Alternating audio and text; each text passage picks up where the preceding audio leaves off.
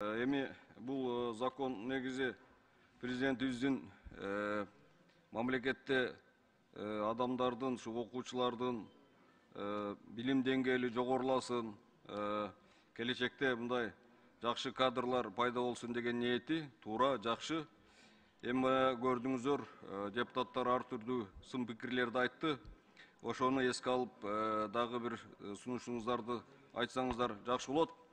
Анан мен азыр ушул пайдаланып, ушу сиздин бул жерге келгениңизден. Мына бул дин маселеси боюнча. Буга чейин 9 класска бүткөндөн кийин медреселерде окуш боюнча закон мындай болуп келген. Азыр эми ошол өзгөртүлгөнү жатат. 12 жылдыктан кийин только медреселерде окулсун деп ушундай закон сунушталган аттыр. Ошону мына башка берки мектептерде, училищаларда ушу 9-ду бүтсө училищада окуйт, башка окуу жайларда окуйт деген сунуш болуп аттыр сиздерден. Ошо медреселерди деле ошол бойдон калтырсаңыздар.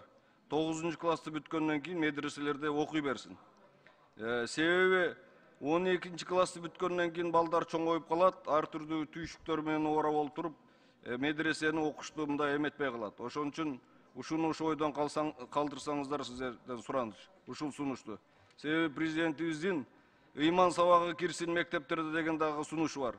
Сиздер ошону дагы сунуш кылып алып келсеңиздер, биз бул жерде ошо ыйман сабагын киргизүү боюнча колдоп коелу. Рахмат сизге.